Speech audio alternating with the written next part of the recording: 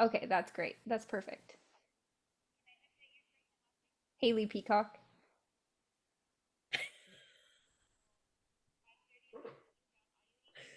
Thank you very much. Okay, bye.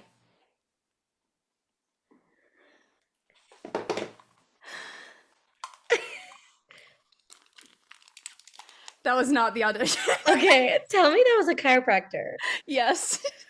Okay, I've had that happen to me before. What, are you okay? Feeling okay?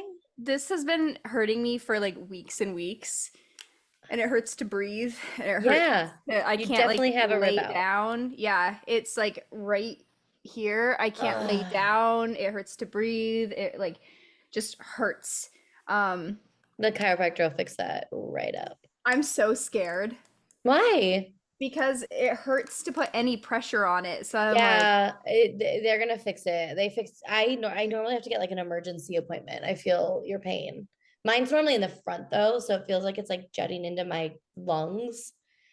So it's like "Ugh." really bad. Oh my God, Yeah, Haley. I didn't know what it was, and I was describing it to my mom, and she was like, "Haley, I think your rib is out." I'm like, "What?" I don't Yep. even know how that would have happened. I have no idea. I've had it like two or three times in my life, and it's been the most excruciating pain. Yeah, it's not pleasant. Mm-mm. So, anyway. Why are you so hot? I don't know. Is this menopause? Probably. God, I wish I was in menopause because then I'd be closer to death. Oh, that's terrible. I'm over it, Haley. Lauren's not in a good mood. No, I'm not.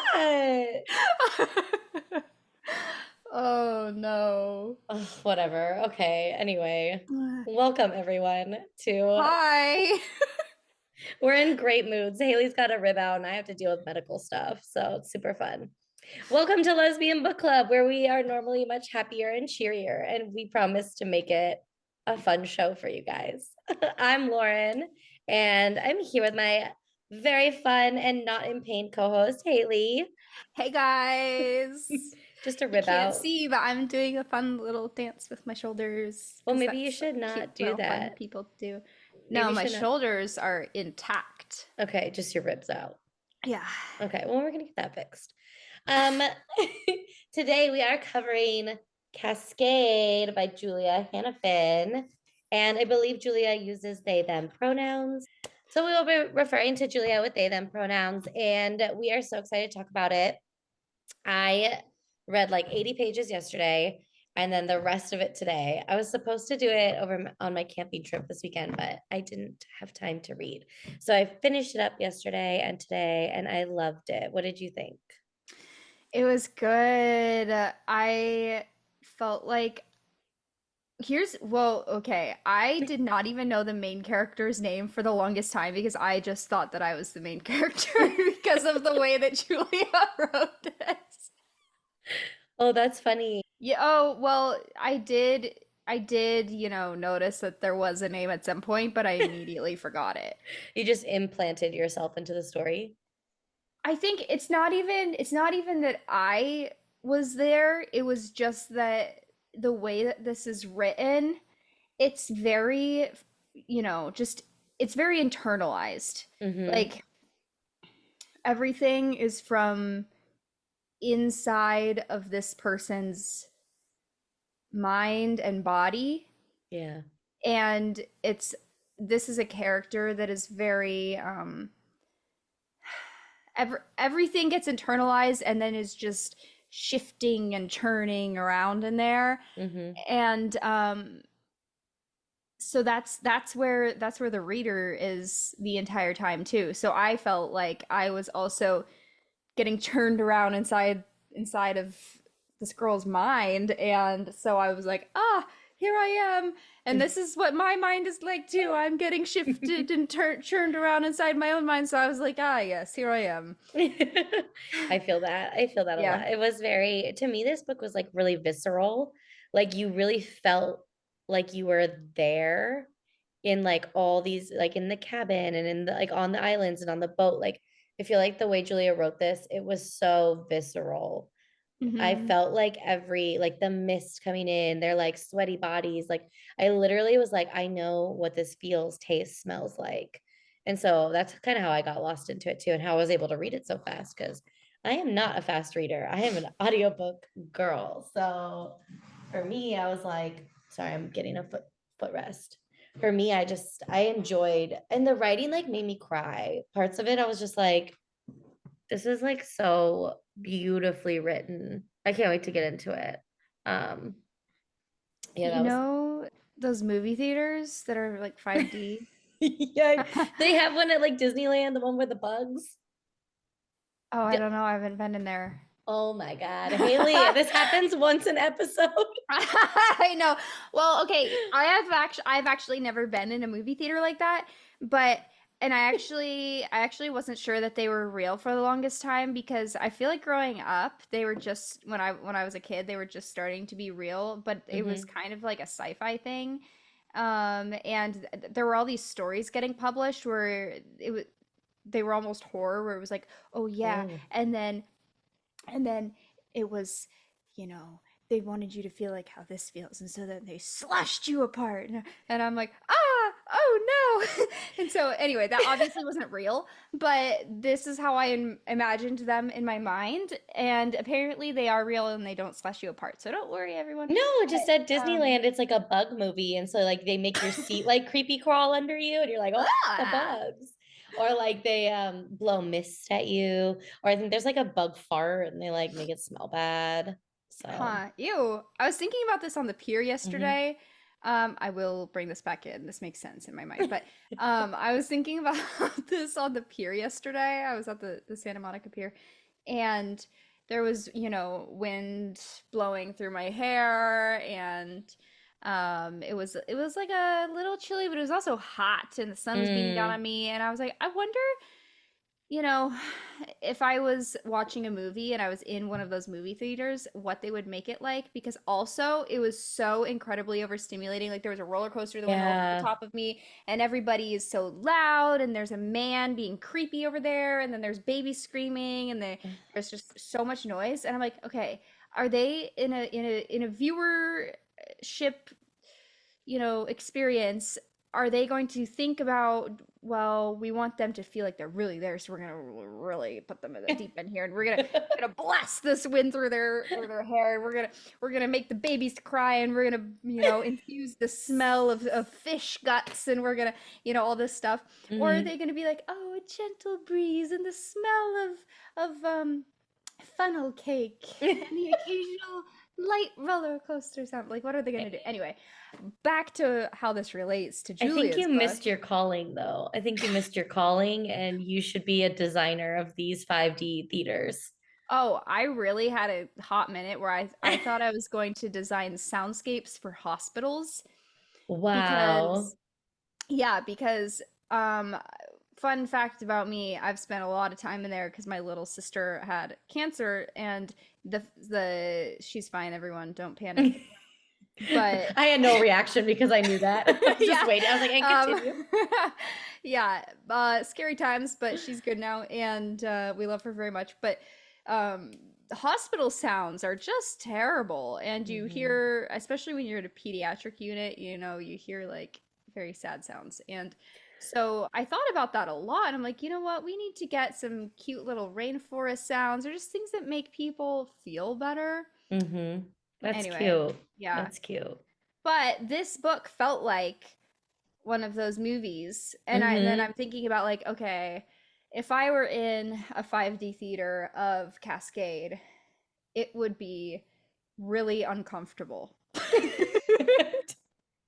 Definitely. This whole book, I think this book was like made to make us feel uncomfortable or written because I think the main character was so uncomfortable the whole time.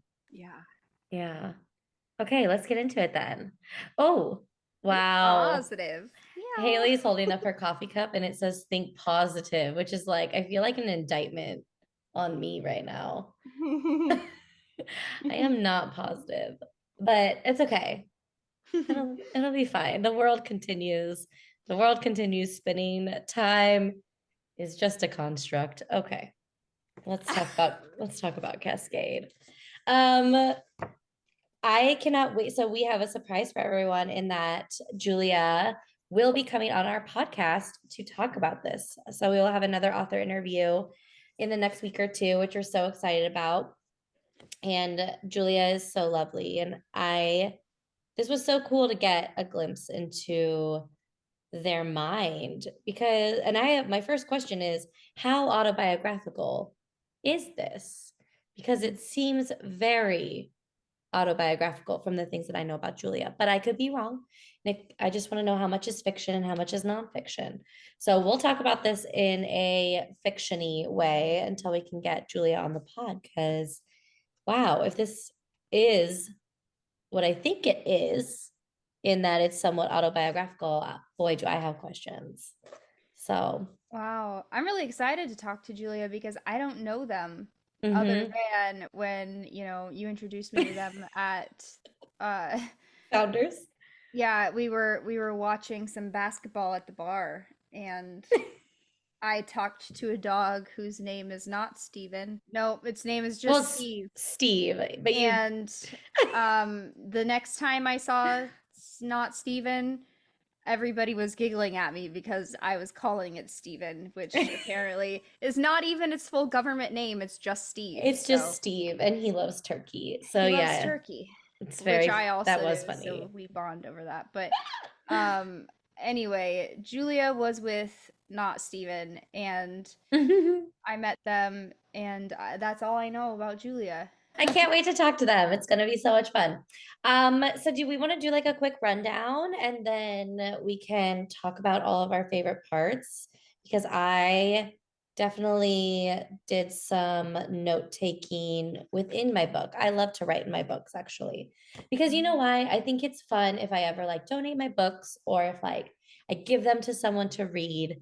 I like that my notes are in there and they can get a glimpse into what I was thinking while I was reading. So maybe that's why they started this podcast because I like to tell people how I feel about books. So yeah, I did a lot of note taking. I have a lot of things to say, but maybe we do a quick rundown. Do you want to give like a synopsis? Yeah. Or what do Our you, I was gonna say, or what do you think? Yeah, let's do a synopsis and we can go back. Okay. So, Cascade, our main character, Lydia. Good job. uh, Lydia is fresh out of high school and decides to take a year before going into Berkeley. And we aren't really totally sure what's happened, but we do get the sense that she's experienced a loss. And she is on a boat on her way to these islands. And she goes to these islands with a small crew to perform some research over the summer. And what they're doing is they're researching sharks that are there over the mating season. And what the, how what that entails is tracking the sharks, waiting for them to come near the boat and holding this dummy seal thing out of the water, and then tagging them with a temporary tag, and then they get to watch the data. And this happens every summer while the sharks are in the area of the islands. And Ju or Yeah, see it is. Lydia. and Lydia is out on this island with Michael, who is her ex-boyfriend's father, and he seems to kind of be the lead researcher of this crew. And then there's Captain, who drives the boat, and he's very knowledgeable about these islands. He's worked here, it seems, most of his entire adult life Mhm. in some form or another. And then there is um, Zeke. Zeke, and then there is Zeke, and Zeke is kind of he's a student also at Berkeley. He's young and he's doing a lot of the note taking, kind of like an intern position, but Mhm. Kind of feels he's like the same like job as Lydia, really. That was yeah, kind of the just picture. just he knows a lot more than Mm-hmm. her. like he's clearly been out here and done this before. He might have Right. done this, you know, the summer before. So she's out here with these men, and this is very isolated from the rest of the world. She doesn't really have contact with anybody back home, and she develops different relationships with all of these men. Hmm.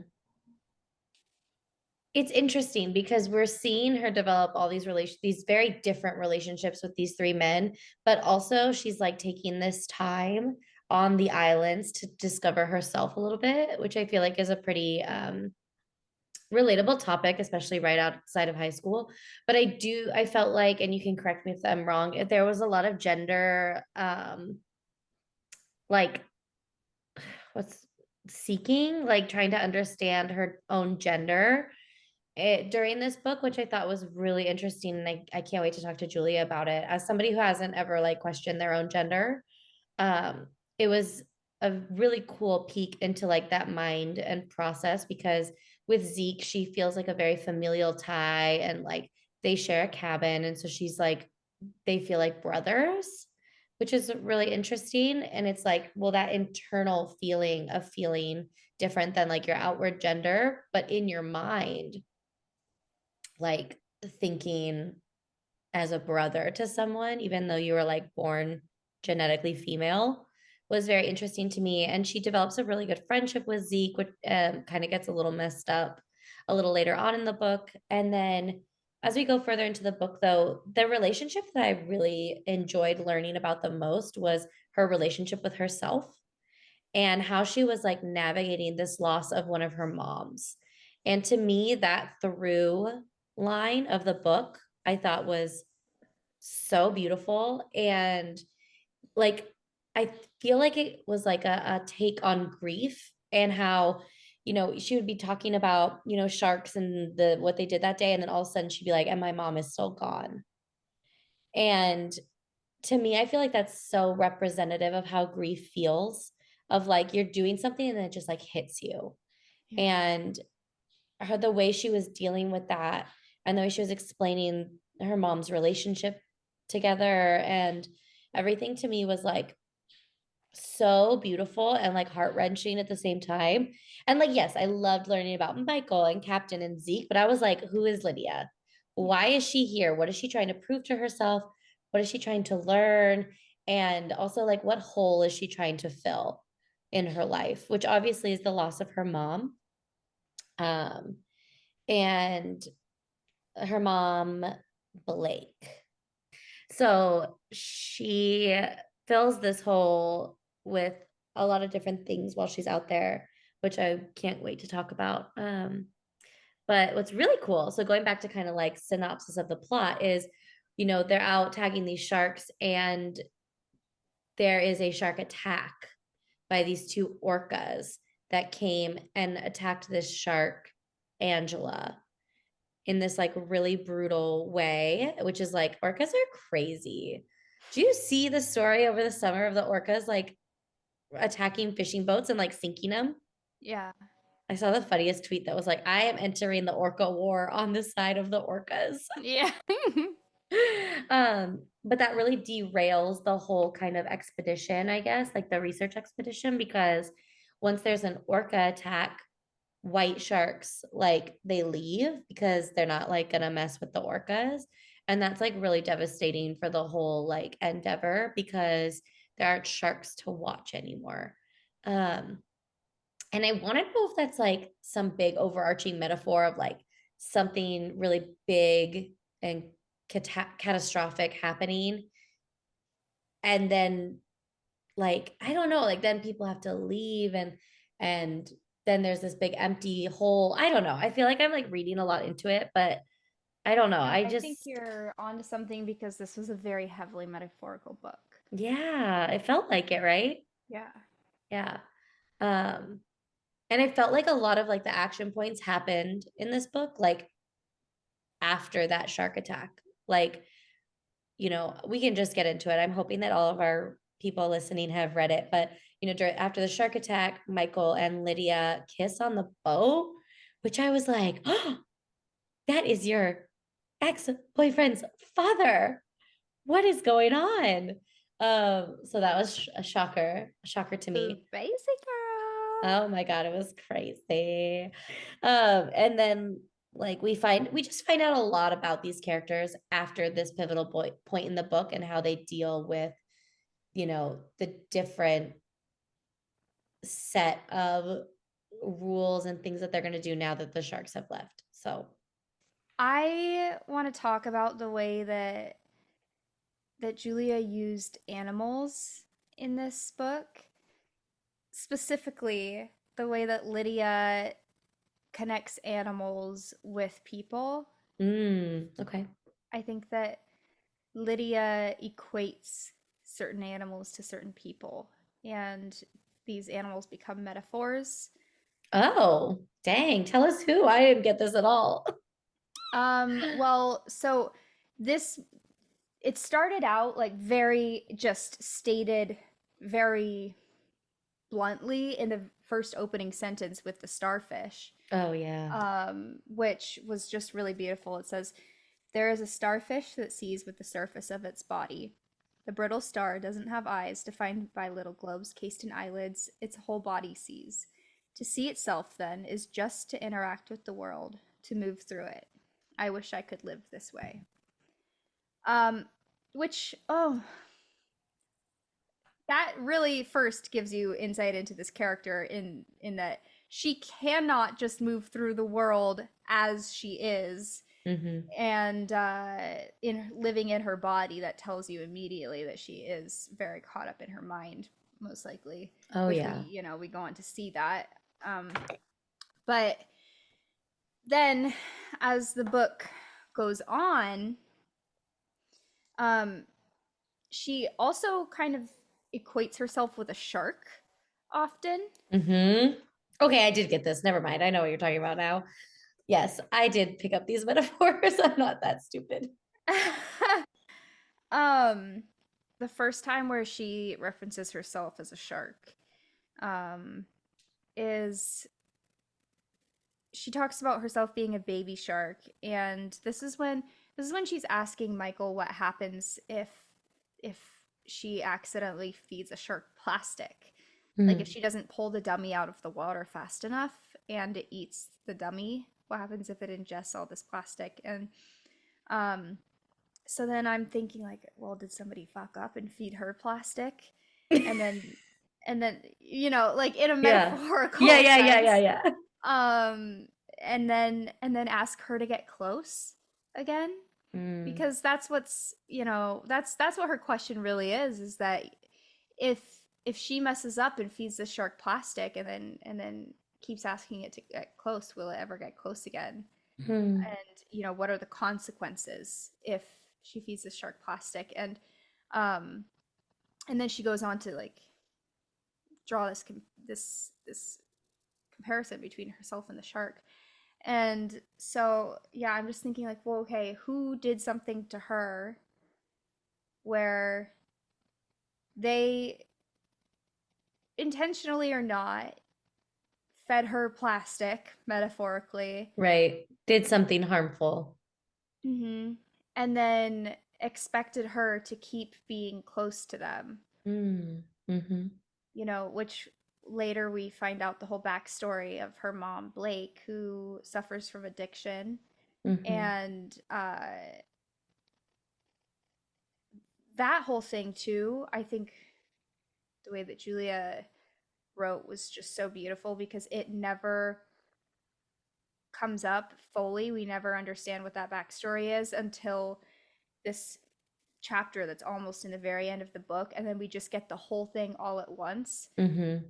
And this book is written in a way as though you're in her mind and she's just stream of consciousness, like she's talking to a friend or something. Yeah. And if you were to meet somebody and start to build a relationship with them, you would not tell them the most deepest, most traumatic thing that's happened to you right off the bat. Mm-hmm. You would not, you wouldn't tell them that your mom has been suffering from addiction and that she left and died.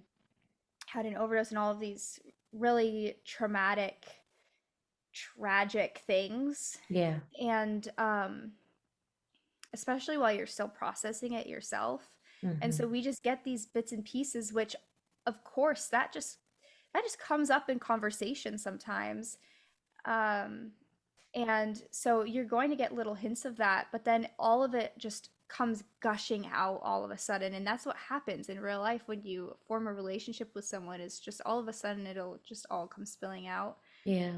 And in that moment, I like truly felt like I was very close to this character, and this relationship had been fully formed, and I Yeah. finally understood.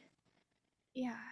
Yeah. It's almost like we had to build that trust with Lydia first in order for her to completely tell her story. And she needed to tell it in her own way without being like hindered or hampered by like our part in the relationship as the reader. You know what I mean?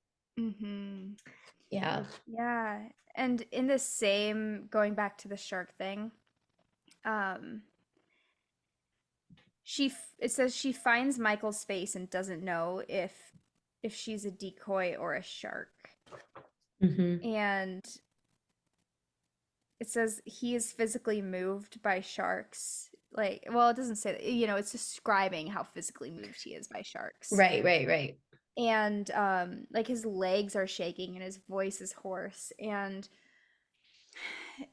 that kind of, I would have almost thought like, wouldn't wouldn't she be more confused as to if he's a decoy, or the plastic, if he's Right, the plastic or a shark, is he going to hurt her? But no, she's scared if she's going to hurt him, or if she's one of one of the sharks with him right. you know Yeah, that it's was really interesting. interesting. Yeah. Yeah, Michael and Lydia's relationship is, for me, next to like Lydia's own relationship with herself, probably the most interesting one in the book, only because of like the history there. And then we find out that Michael is an alcoholic as well, which is what her mom suffered from, as well as like other types of addiction, but alcohol was definitely there. And Lydia Lydia's other mom, Erin, is so concerned with Lydia not drinking because it runs in the family, obviously.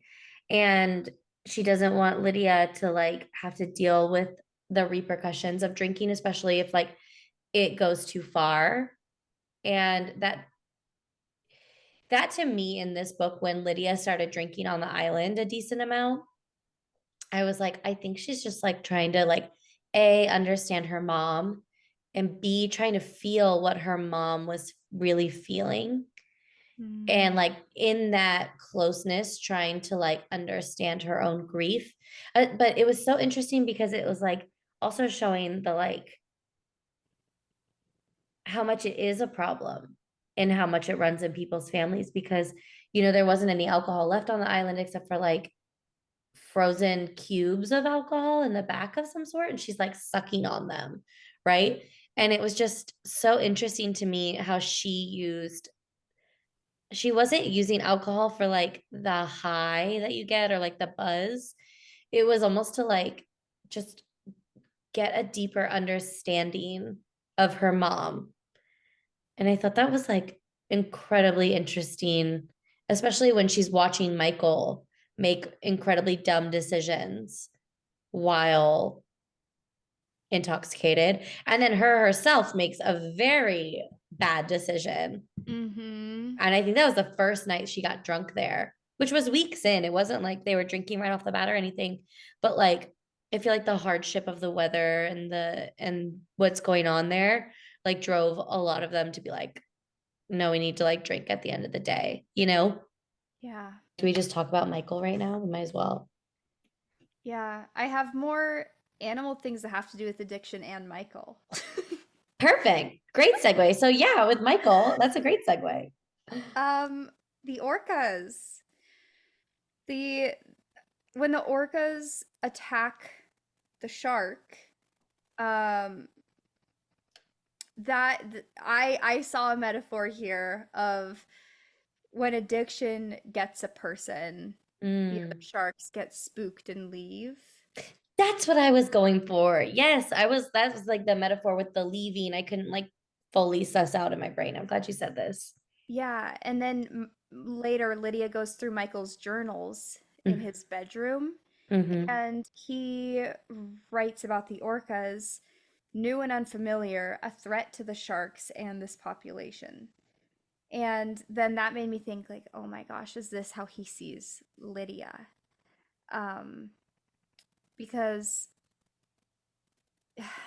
she is, new and unfamiliar, and he is clearly seeing her as a threat. I mean, something like really shifted um after they shared that kiss, but it just really continues to shift as she's trying to give him attention and he is becoming very cold towards her. Mm-hmm.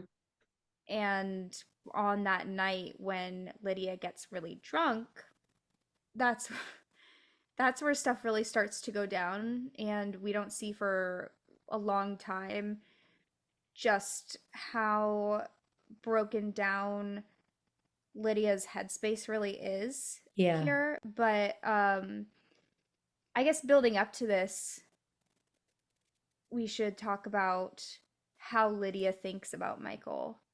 Yeah. Um, I'm like, do you want to do that? And I'm like, yeah. So right off the bat in the beginning, she talks about how he is a better version of Julian. Julian's her ex-boyfriend and his son. mm-hmm. And she talks very physically, or thinks, I guess, thinks very physically about him. And it starts off tame and it just gets progressively more aggressive, I Yeah, guess. like it's more like erotic the more she like Yeah. talks about him. Yeah. Or Yeah. like thinks about him, which is, Yes. and he like doesn't look like Julian. He's always been like different, doesn't necessarily like very much understand Julian, his own son. So I think that's like intriguing for Lydia. Yeah. And he's just like a man, he's an Mm-hmm. older man, and she's very attracted to that. Mm-hmm. Um, and in the beginning, she's talking about, there's this quote that I wrote down. It says, his irises are dark, the eyelashes long, the bottom of a well, the end of a tunnel, the ground. And this is about Michael. And I wrote one down too. It was the sun sank through the windows and into his arms. The body hairs bleached blonde from all the time in the field. And yeah, the way she describes him, it's very like intimate. But it's also yeah, like a little okay. I'm only saying this because I really needed to know Julia's big three because it's a little delusional. Like it's very poetic, don't get me wrong, but also like you don't know this man. And I felt like the whole time she was with Michael, it was like she was putting so much of her own beauty and poetic mind and soul onto this man and making him into something that she is or wants to mhm, be versus who he actually is. And I thought that yeah, was really interesting because I think I have a tendency to do that too. I also saw myself in this book, Haylie.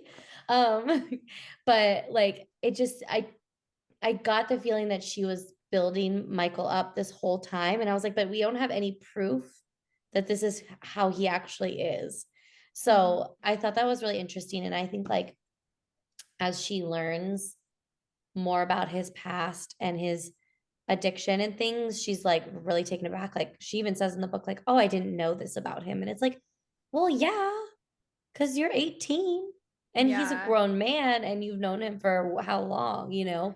yeah, So I just thought that was really interesting. Sorry, yeah. continue. Well, she had just been talking about her experience of claustrophobia, Mm-hmm. and like she was stuck in a tunnel, and she had just had this experience again in the water, and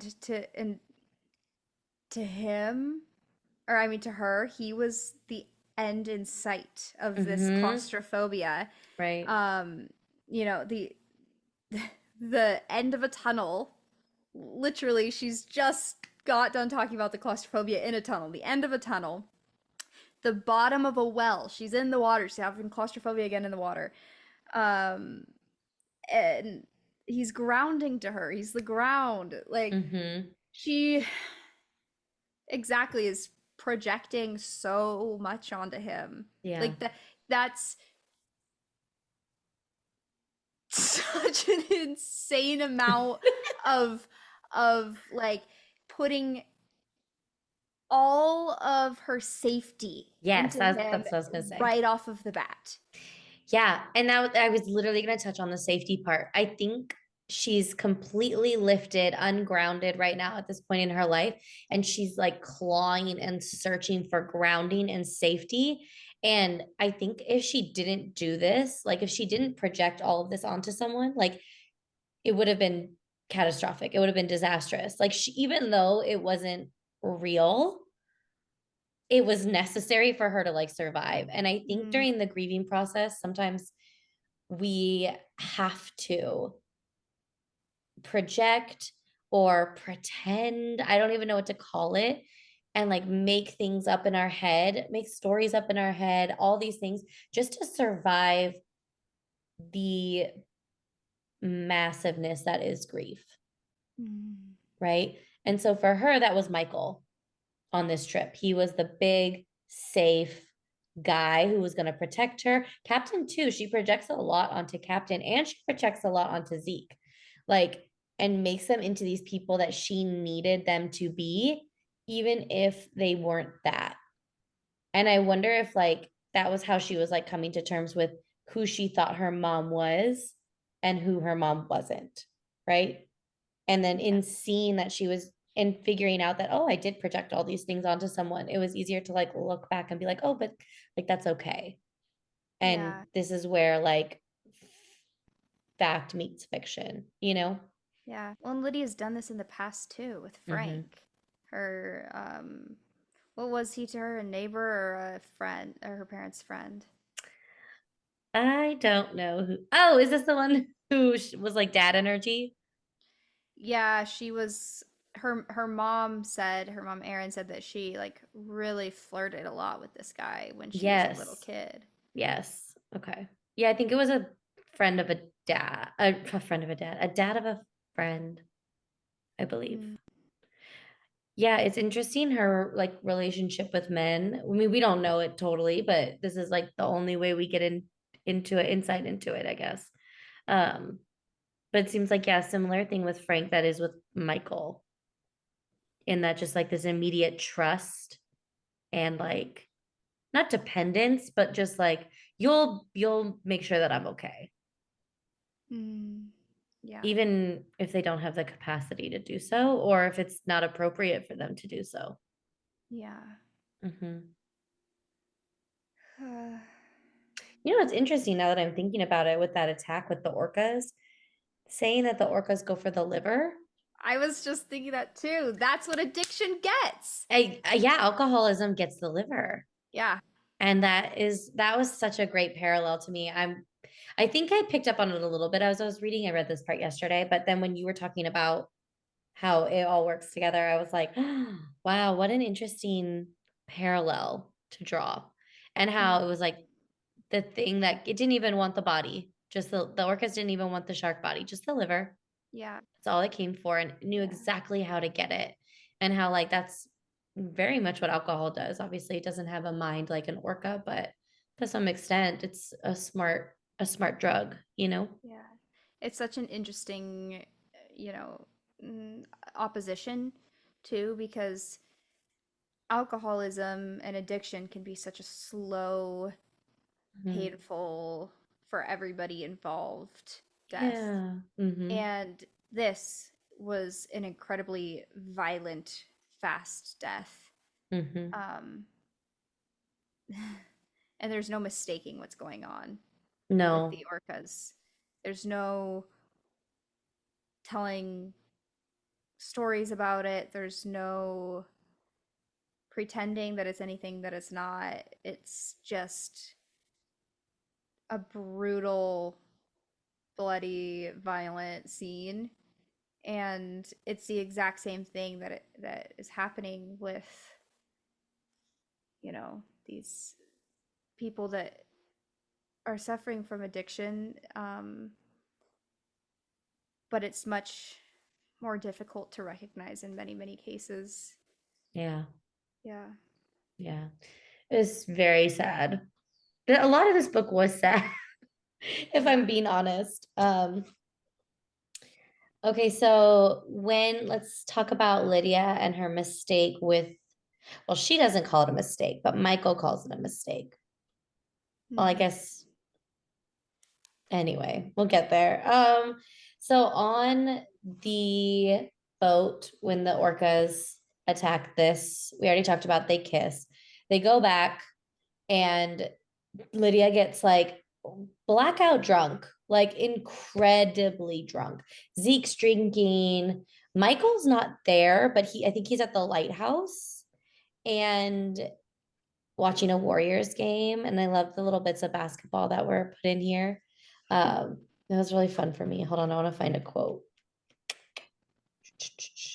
So she says, she's talking about Zeke and how I think they're similar aged. He looks at me a little bit like the guys that pick up basketball do. His polite smiles, gestures at respect, but really equals tolerance. He's disappointed to be stuck guarding me. He's nice enough not to say it, but not nice enough not to think it. Mm. And yeah, so just a little basketball reference and how women, I feel like, women are treated similarly.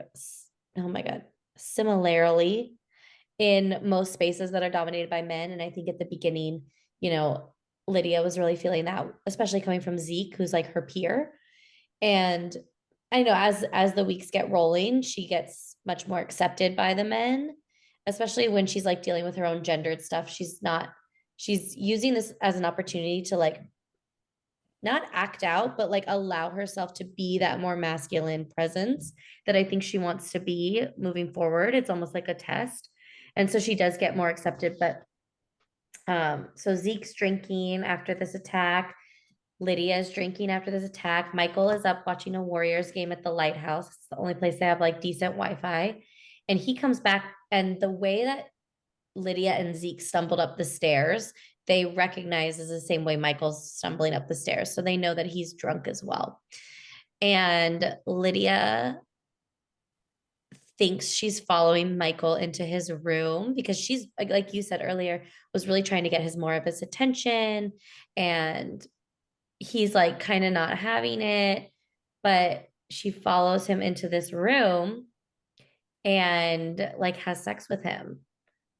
And the whole time I'm going, no, stop. First of all, you're drunk. He's drunk. This is not going to end up well. Like, this is just like a recipe for disaster. Yeah. Well, and I was like, why, Michael? Are you just so calmly, casually inviting her into your bed as though you expected this? Because Right. that's not the vibe that you've been giving. Right. So, what the heck? Yeah, it was very strange because Lydia describes it as he sat up in the bed and then like laid back down as if he was safe. You know, the thing with the cat, she was saying how cats, when they're safe, they like blink their eyes slowly, Hmm. and that like he did that. And then he like reached his arms out to like basically like draw her into bed. And I was like, but also, again, this is your son's ex-girlfriend. Hmm. That's weird. This should Hmm. not be happening. Um, Yeah. and then for the next, like, big chunk of the book, Michael's not acknowledging her. She's like so confused. She wants to be treated normal, but she's also like, but also there has been something that has happened. You know what this reminded me of? What? Um, Jenna Ortega in Miller's Girl. Oh, you got me. I haven't seen it. Woo! Um, it's the new one that Jenna Ortega's in where she's like a high school student dating a teacher. Ew, okay. Oh, Um, yes, I remember the discourse about this film. Yeah, so she has this line where, okay, basically they've had this whole relationship situation, and then the school finds out about it because of this crazy essay that she writes and turns in that is pretty much uh porn. Oh, damn. And of the two of them, and she's made Yeah. it up. It didn't actually happen in real life. Mm-hmm. Which like, whoa, crazy parallels here. Spoiler. But yeah, but then he just is like not talking to her, and she goes up to him and is like, "What's wrong? What's going on? Why won't you talk to me?" Blah, blah, blah. And Yeah. he's like, "Get away from me, don't talk to me anymore, blah blah blah." And then she, because there had been some, relationship building up to this, which, just like these two, there had been, Yeah. she says, "You can't blur the lines and then expect me to see a boundary once I've crossed it." Oh, that is a great mantra for life. No blurred boundary lines, please, people. But Yeah, yes, this was yeah, it was such a parallel. that is very similar. So the book goes on, and we find out some things about Michael, and Lydia finds some things about Michael. Is he's doing this thing called chumming, which I think is it illegal or just like frowned upon? It seems like it's It's very illegal. illegal. It's illegal in a lot of places. Like if you are just casually fishing, Yeah. most places you can't do that.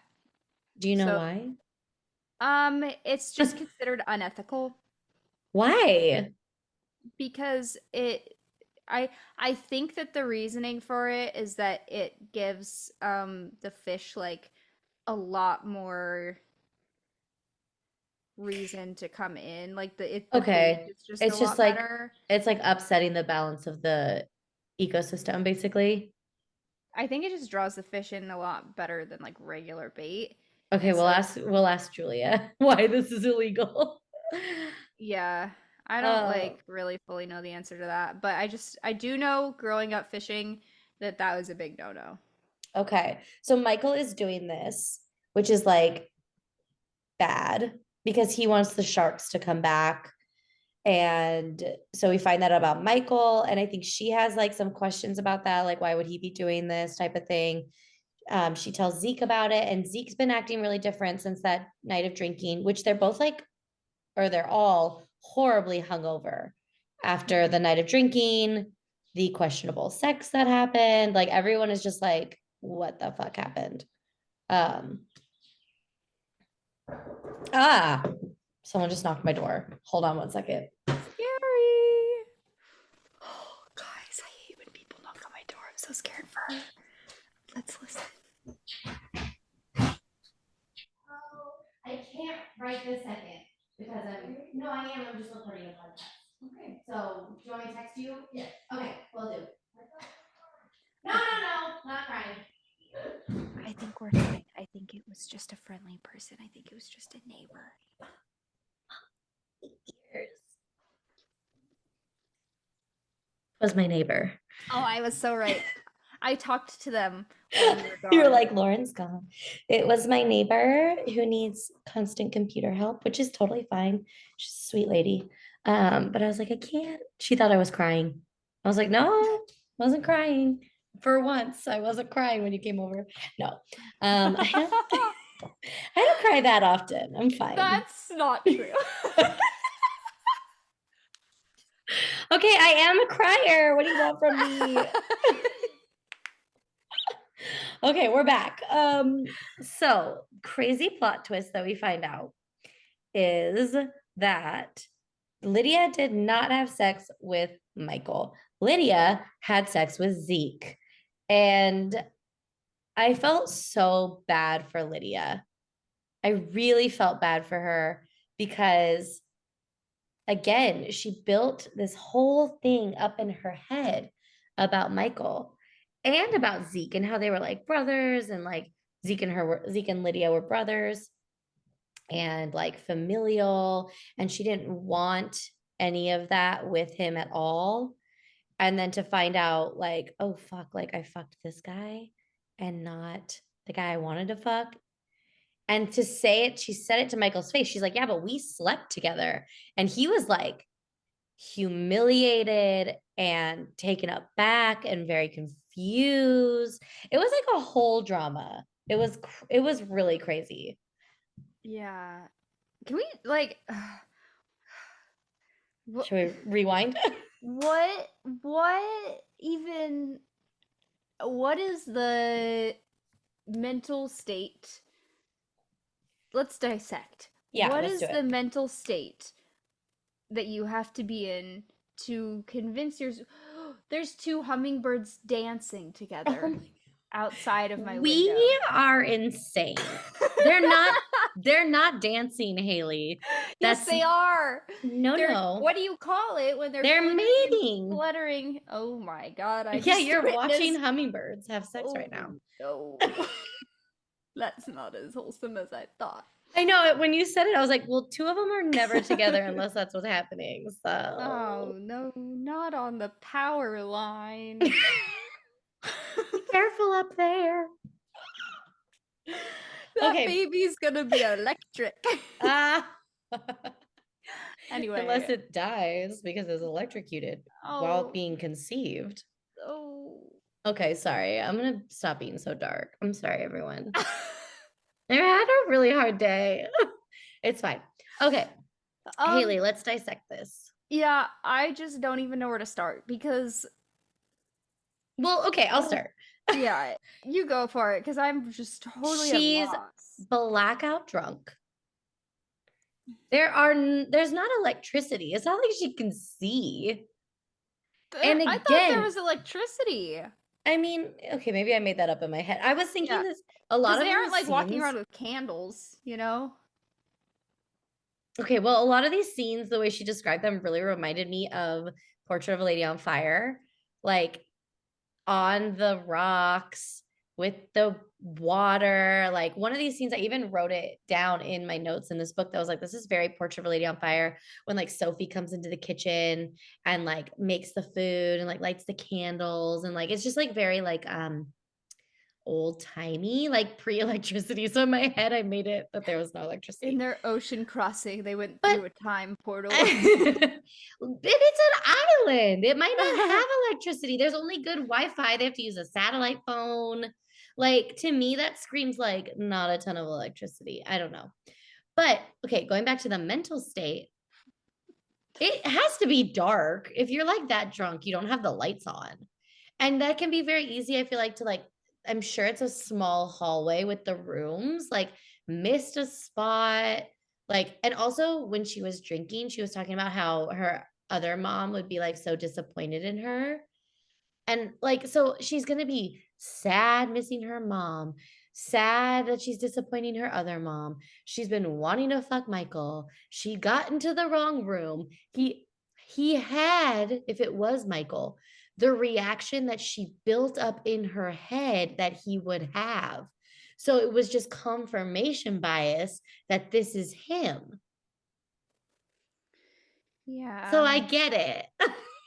But like, how would she not, hear their voices or feel their bodies and be like, oh, this is a grown hairy man versus little Zeke who is like a little nerd guy. Drunk. That's the alcohol is crazy. I think this was like also written to show like how devastating alcohol can be. Yeah. No? Yeah, I yeah. mean, I'm not saying I've ever had this experience. I've never been that drunk where I like had sex with someone that I thought was someone else. Um, but I've been drunk and been like, what happened? Or like, did I say that? Like, I'll look at a text message I'll send while drunk and then be like, I don't remember. How did I get there? And it'll like come back. You know what I mean? Yeah. And also, she's 18.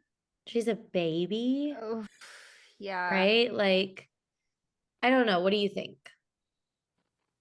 Yeah. I mean, I'm still confused by the logistics of this, but like emotionally I understand. That's fair. That's I fair. especially understand like the guilt and the how she would feel like she's disappointing her mom. I've never once drank and not felt guilty like I'm disappointing my mom. Oh, Haley. But I mean, yeah, I feel I mean I feel just absolutely gut-wrenched terrible for her Mm-hmm. and everybody involved. And Zeke, I oh was gonna say, little I feel Zeke. bad for Zeke too. Yeah, Because because for a he while, has no idea. and for a while, he's operating that like him and Lydia are on the same page about having sex. And meanwhile, she doesn't, she completely thinks it was Michael. So she's treating Zeke the same and being like, why are you being so weird, bro? Yeah, And he's like, I'm so like that poor kid was probably so confused. yeah. Yeah, and we saw his little sweet side with the origin story of him and his sister and the salamander, I and we just like really got know. to see into Zeke, and I just started to feel so bad for him. But Yeah, I'm sure he'll be okay. I mean, I feel bad for him, but like also it's fine. Move on. um yeah, so that happens and this just once Michael finds out that Lydia thinks this, like their whole dynamic shifts. Do they ever have a conversation where she fixes it and is like, I'm so sorry? no, That right. She doesn't be like, oh, ow, yeah, I realized that it wasn't you and me, it was me and Zeke. Like, I don't think she wants to admit that to him either. no, no. And Lydia also like she will just meld herself into whatever she thinks that a man wants her to be, and she does that with like pretty much every man Yeah. um in her life. And so, when she thinks that Michael wants her to just disappear from Yeah. his, sphere of existence, she's going to just do Do that. that. Yeah. um yeah. I do want to talk about what she says about I think this is right. Okay, so well, I want to talk about what Lydia said about sex in this book because I found it to be so beautiful. And I'm gonna like literally text Julia and be like, what is your sun, moon, and rising? You know what? I'm gonna do it right now. Because I'm gonna be like, we're in the middle of recording a podcast and I need to know because the way she talks about this and this quote that I have, like I am like, are you me? So hold on. Let me, but okay, I'll just read it and then I'll tell you guys if she gets back to me. Um, she says, I never understood when people described their toes curling in sex. And now I do, as if someone's touch connects you so deeply to yourself that everything drops down to exist on the same line. I love that might be one of my favorite lines like ever written in a book because I feel like people think all the time about how sex is so special and the connection between you and another person. And while I get that and I like understand that and I feel the same way, I don't think people necessarily realize how much sex connects you to yourself.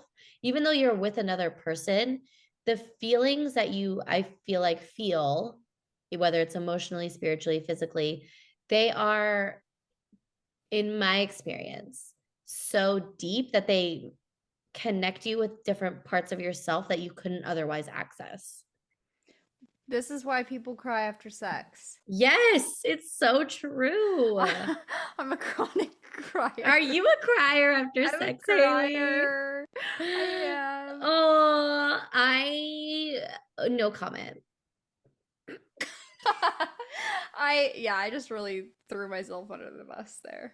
Okay, But I can't. Never mind. I'm not a crier. I'll say that. I'm not a crier. I'm a cuddler. I like to cuddle after sex, but I feel like everyone does. yeah, pretty. I cry all the time though. I last night, my girlfriend doesn't know this. Last night I was just looking at her as she was falling asleep and I just started crying. And this happens Oh, all the time. All the time. I'm so emotional. I am But too. I am too. I get it. I feel you. I've done that. I have definitely done that. Laying next to my ex, I used to cry like all the time. She fell yeah. asleep really fast, And I would just like lay there and like, well, I would like stroke her face, which is like what would put her to sleep. And then she would like fall asleep. And I would just be sitting there. My like eyes would like well up, being like, this is the safest place ever. You know what I mean? So I'm definitely a crier. I'm just not like a crier after sex. Yeah, I'm just like, I just love you so much. And then I Oh. just start crying. Did she My wake up? eyes are welling right now. No, she didn't wake up. She Oh. was asleep.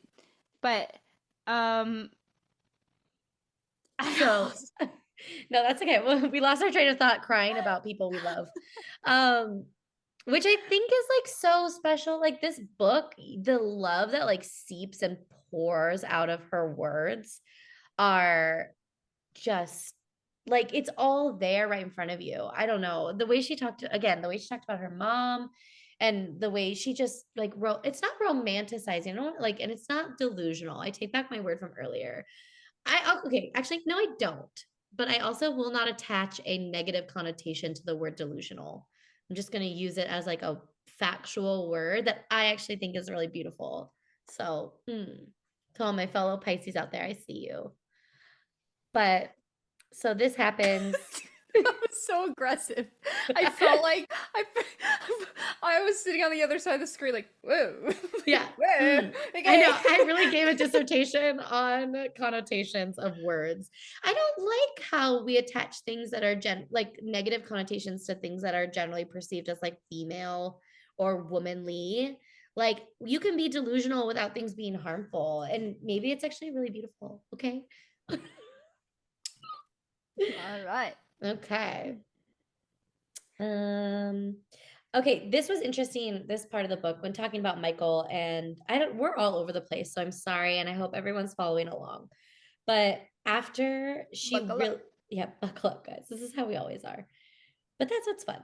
So after they had had sex, she was like again trying to like get his attention, and she was saying that the captain wait, oh fuck, hold on, no, I know where I am.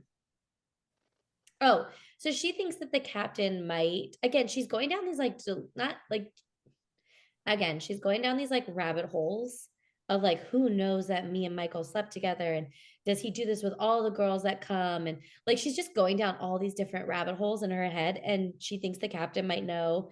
And she says that the captain's watching her closely. And I don't like that he might see weakness in me, or worse, he sees a slutty girl, or even worse than that, a victim of something. And to me, I thought that was interesting because if it was Michael that she had sex with, there is a very big age gap and power dynamic here at play. And it's interesting that this is like she's worried about how the captain's going to see her because, again, the captain is somebody who she is like counting on to protect her. And I don't know, it's just, I think it's really hard to exist and move through the world aware of constantly being perceived and then caring so much about being how you're perceived, right? I think it can be like stifling. Again, she's like an 18-year-old little girl worrying about how these grown men are going to see her when she's just trying to live a truly authentic experience to herself while like navigating grief and navigating rough waters, should we say. Like the waters are so rough inside of her and outside of her, and she's still concerned about how she's being perceived. I don't know. It's just, to me, it just felt so heavy. Everything was so heavy. Like she was dealing with so much this entire book. And I lost my train of thought of where I was going with this, but I don't know. I don't know where I am. Yeah. Well, you're right. It does feel really heavy, and the way that Captain is perceiving her. Mm-hmm. Absolutely. And I really liked in this part that you're talking about right after she thinks that her and Michael slept together. Yeah. Um, she says about the captain that he had summoned up all his goodwill and coughed it out onto me, then stood there waiting for me to metabolize the love. Mm. And that I loved that. That really reminded me of my own family and the tough love, especially like my grandparents in Montana and my aunts and uncles and my mom especially is they're all very tough love kind of people, but it's in a very genuine way that reminded Yeah. me a lot of Captain, of like Mm. sometimes they don't really know how to be soft, like the softest people, or like approach things in a way that you see all these videos and whatever now of like gentle parenting or whatever, and it's like, Yeah. well, that's not the style that they're ever gonna come to you with. Yeah. Like, can you imagine Captain gentle parenting? Absolutely not. No.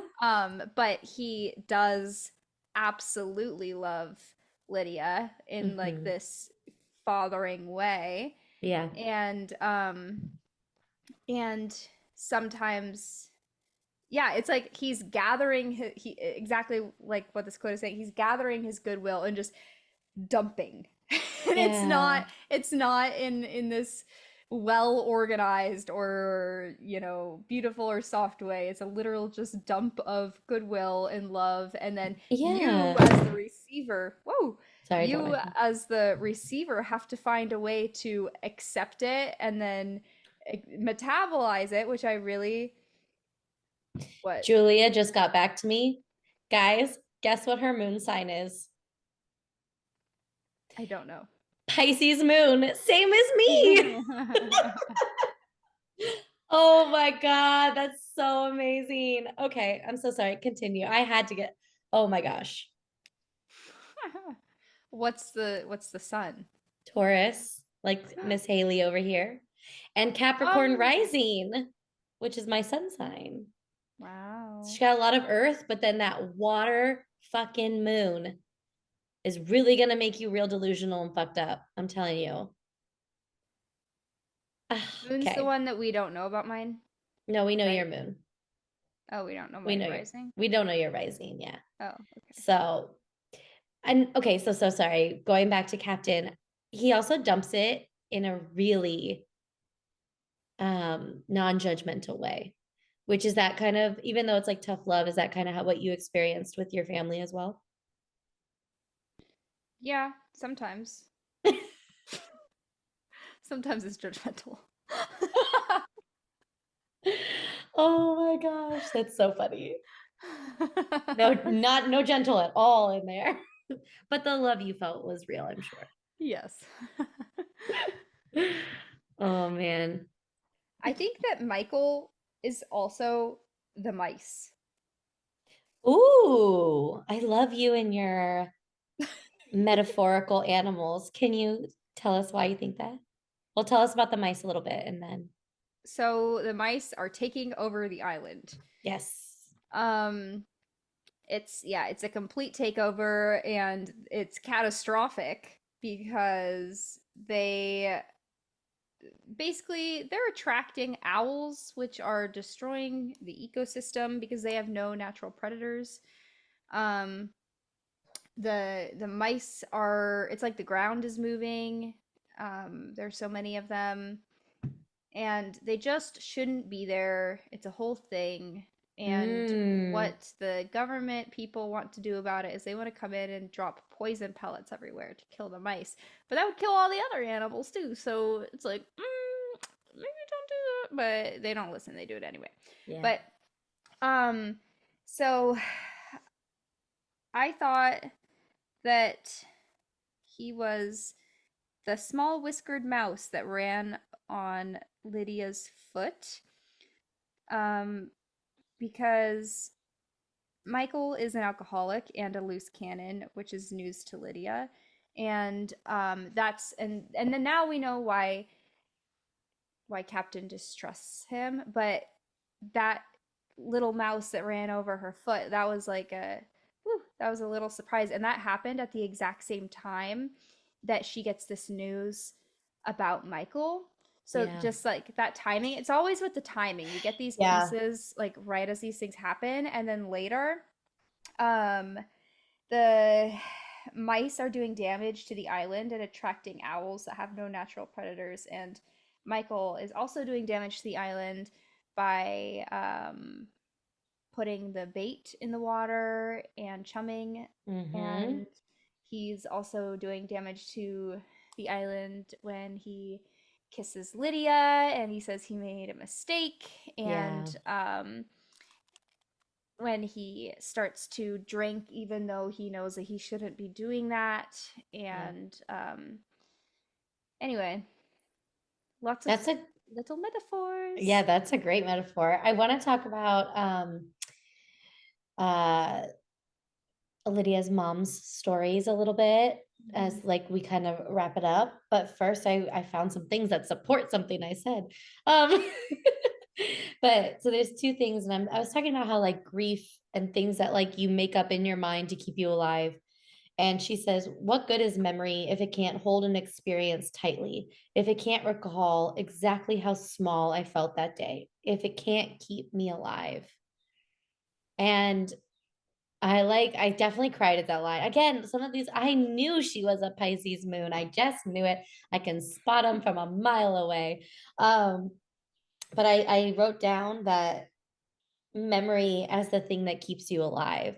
And as humans, we actually don't have good memory. Like, eyewitnesses to crimes are wrong like 80% of the time. Like, it's really crazy. Our memory is what we make it. And like emotions and the things that we feel and experience inside our bodies are the closest thing we have to memory. Right.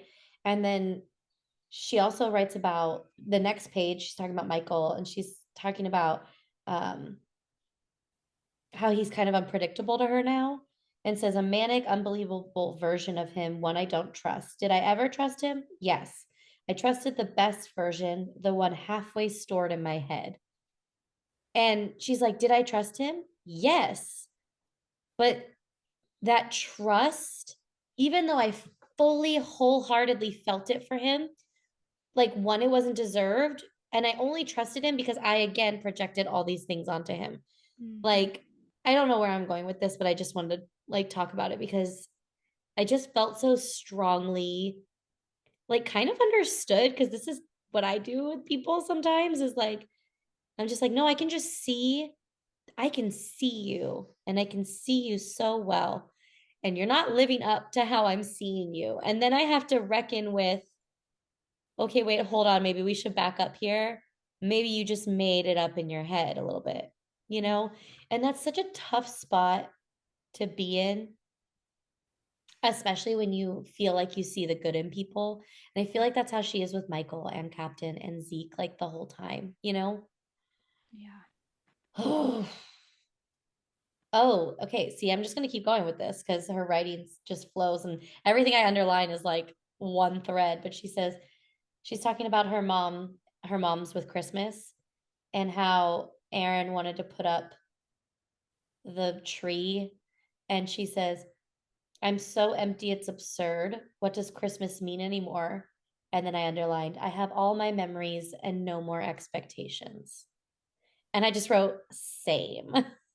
Because I feel like with this Pisces moon of mine, I build up my memories so big, and then I'm expecting everything to be the same, and I'm expecting to have those same feelings. But when something so drastically shifts and changes, like death or grief or a relationship ending, like anything like that, and then a holiday comes, it's like you have to come to terms with like these expectations are not going to be met anymore No. because something so fundamentally has changed. And I think Lydia is like discovering all of this in like such a rushed manner, right? Not saying it's good or bad either way, but she's just like experiencing all of this so fast and quickly. And I just feel like it's so much for her little heart. Yeah, especially at such an age like 18 when things are changing so rapidly anyway in somebody's life, like you're making a Yeah. transition from high school into whatever you choose to do next. In her case, it was going to be college, but now she's taking this time and making a different big change to this research project, and you're meeting all sorts of new people and you're transitioning from a child into a grown up, and now her mom is gone. And your parents, depending on your situation, but a lot of the time are one of the most important figures in your life. And, now to have that person gone, that's such a big change, and that's really devastating, and a lot of grief, and that's so hard. And you're right, it is rushed. And she talks about too of how quickly her other mom, Erin, got rid of Blake's things in her Mm-hmm. bedroom, except for the shrine bathroom. Um, and I don't know, it's just, I really felt for her going through all of that. It's hard enough Yeah. without a death like that. And oh, Yeah. Oh, so the end of the book comes, and the end of the book talks about how Captain and Lydia are on the boat, and they hear a noise they haven't heard before. And she's like, is that an animal? Is it a bird? Is it a sea lion? But then she clocks it and realizes it's Zeke.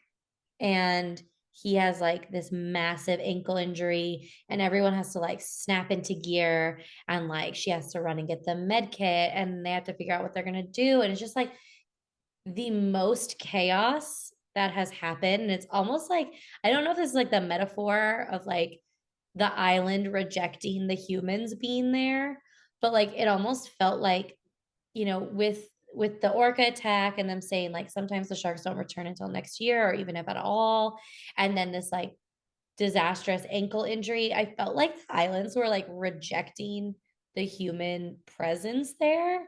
And maybe I'm just reading into it too much, but the end was interesting to me for sure. it was so disturbing, that scene, and everything that came after it so quickly was very disturbing. But I also wonder if you noticed the line there. So in the chapters, there's a line at the beginning of each chapter. Yes, the It's like a wavy waves. line, yeah.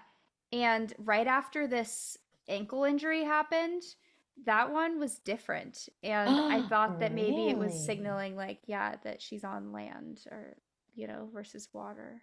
Oh, Um, wow. Yeah, there's like it's straight.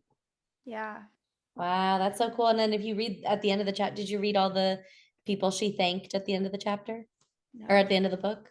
Well, no. she thanks whoever her like graphic designer is about those chapter titles. So that makes a lot more sense. I bet you they'll be so happy to hear that you picked up on that. Okay, so how after this ankle injury, like what happens? How do we like wrap it up? How do we end this? um, well, Lydia's thinking about Blake again. And I wrote down a couple of quotes that I'll just read, and then Yeah, I'll tell you, like, I guess I'll tell them this big event that finishes us off here. let's do it. Um so about Blake, she says it was no longer fun, and a seed of something else was planted in me, that what is fun can also hurt, and that I could fly out into the wind and get swallowed up. It was easy to believe her, but the dread never left my stomach. Mm, And that was about Blake falling back into addiction. And that just felt like, I mean, that feels so very true about addiction. And if you've ever loved somebody who suffers from addiction, you'll know how true that feels, and how something that starts out as fun can very, very quickly turn into something scary. yeah. Um, but this also felt like the island, and like what just happened with Zeke. This Mm-hmm. something fun very quickly turned into something scary. Yeah. And anyway, then she moves on to say, it was a risky fun, a balancing game that we knew wouldn't end well, but you had two choices. One, anticipate the pieces falling and breaking on the ground and feel the break as if already broken. Wait. Or two, pretend the break was not coming and dance. Ignore. Two was more fun, even if it meant the break hurt more. Mm. Do you want to know what that? Because I remember that line very vividly because it brought me a memory. And this is gonna sound crazy, and I promise I'm not crazy. You probably have not seen the movie 28 Days with Sandra Bullock? Mm-mm. So Sandra Bullock is a younger sister. She has an older sister. Sandra Bullock is an alcoholic. She does pills. She has to go to rehab. And in this movie, there's all these flashbacks of the two little girls as little girls, and their mom is like clearly drunk or high or on something, but she's playing with them. And the younger sister has all these just beautiful memories of her mom, while the older sister can see what's going on. And it's almost that dichotomy of like, go with it and go with the flow versus like knowing what's going to happen. And that made me think of that and like what a dichotomy to live within one person to have to feel that. Yeah. I'm like gonna cry. Yeah. I mean, you want to hold on to the last pieces of the person that you love and the fun that you have together. And then a disease like addiction can just turn them into something that you do not even recognize. And that Hmm. can happen at the flip of a switch. And Yeah. you know that it's coming. But sometimes, when you get that glimpse of the old version of them, it's really hard to not indulge in that. Yeah. Um, then yeah, so we then go to Lydia is outside by herself. She became overwhelmed uh in the cabin or whatever you want to call it, Hmm. and leaves. And she goes out, and she's sitting there, and she watches seal number 78 become a mom, Oh my which God, I know. she said her chest feels bruised watching this, which just makes sense. She has such a complicated relationship with moms. Hmm. That's literally where I have my book open to, because I have like underlined things. Yeah. And then Lydia decides to go swimming and drowns. Um, she just keeps getting pulled underwater, and she doesn't really care to come back up. Yeah. There's not really a moment where I mean, she has the realization that she is drowning, but there's not really a moment where she feels like the fire of, oh my gosh, let's get back up Yeah. and get air. She just kind of lets it happen. And she sees her mom Blake, who has passed away. She sees Blake's face, and um, after she's been underwater for about 5 minutes, uh, Captain comes and pulls her out of the water and brings her back. And then um, she gets brought back to the mainland and back home to Aaron. And that's where we end. Yep.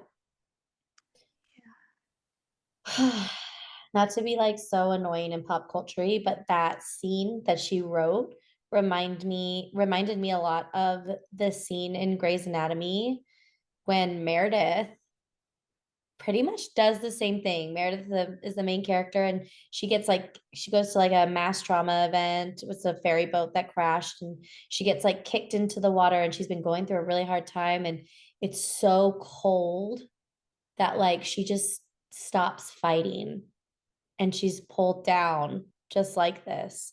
And Derek, who's like her soon to be husband, like gets her out. But again, she was under for so long, they, had to do all these life saving things on her.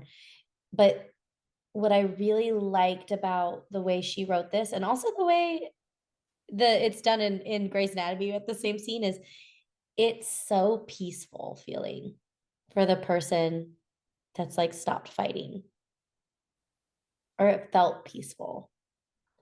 which I don't know if that's a good thing or a bad thing in terms of like what we're talking about, but it she says the weight of water holds my middle together, the heavy place where the biggest feelings reside. And this whole time she talks about like this emptiness in the pit of her stomach. And, I underlined the part about her middle being held together and where the biggest feelings reside is like that's where I feel mine too, is like right in my gut. Like if I'm feeling something really, really big, I'm gonna be nauseous.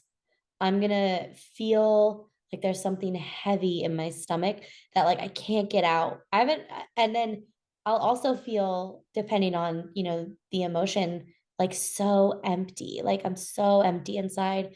And for her to like be in the water, and if Lydia is Julia and Julia has a Pisces moon, when you're in water, it feels so healing and like right. And but then also it's like that same thing that she was talking about where something fun can be also be so scary. And I truly don't think there's anything scarier than water or like big bodies of water because of how quickly you can just be overtaken. And I Mhm. think she was just like feeling so much that she was just ready to be overtaken. I'm not saying she like wanted to die, but sometimes I think it feels better to go that route than to actually deal with what you're feeling, you know? I think that she felt very tired Mm-hmm. and overwhelmed and kind of had the mindset of like, well, I'm here.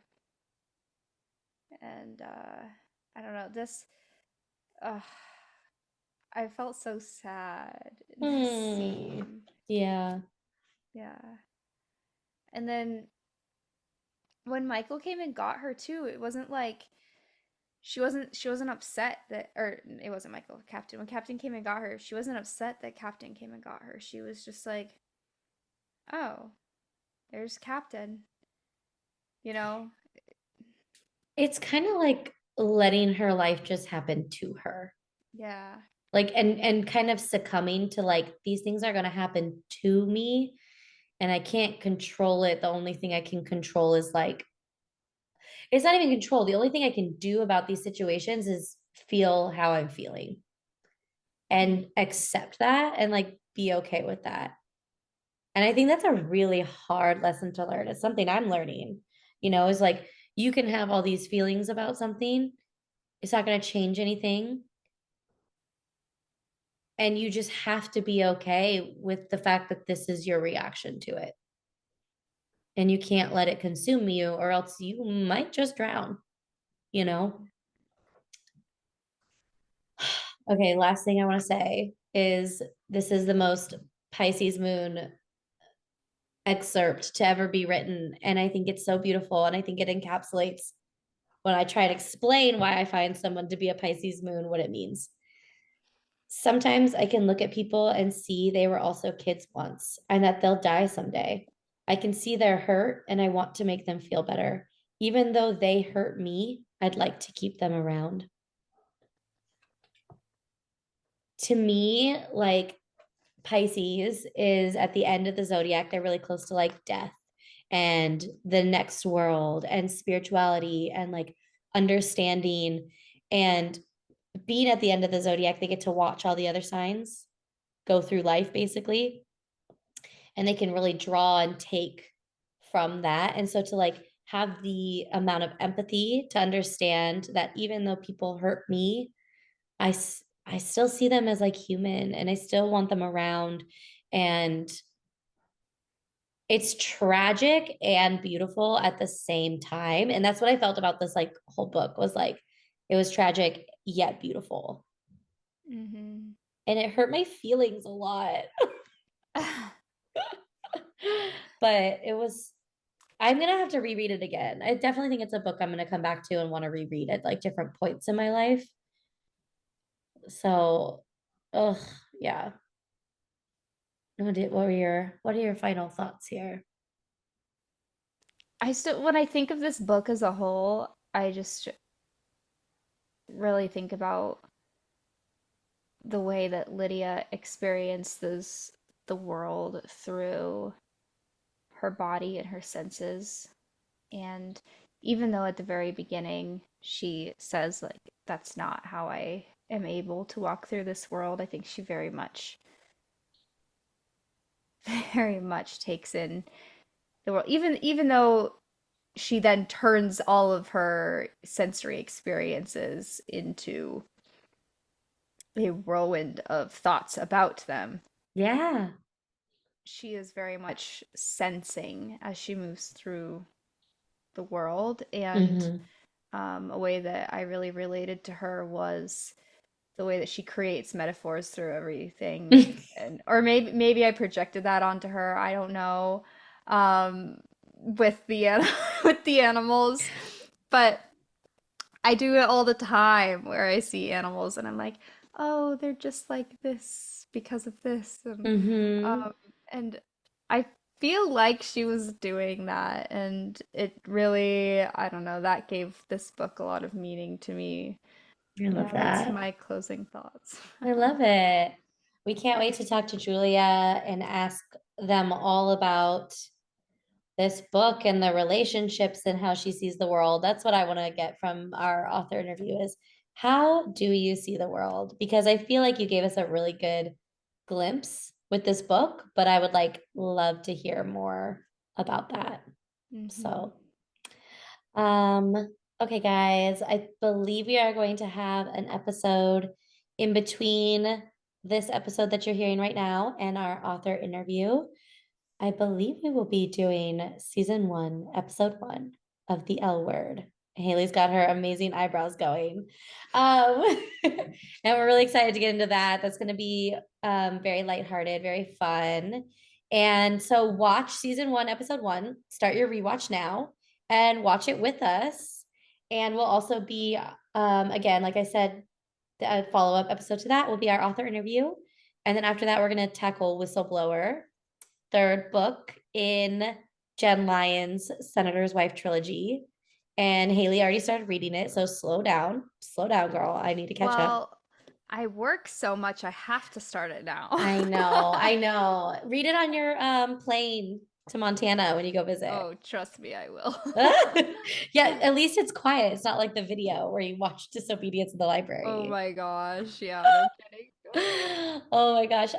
Yes, guys, leave us a review so we can read it on the pod. We would love to do that. Talk to us. Find our social medias in the show description below. And I hope you guys enjoyed this book. I would love to hear your guys' thoughts. DM them to us. We shall talk about them for sure. And yeah, Thanks for hanging out with us again. we'll talk to you guys soon. Bye. Bye.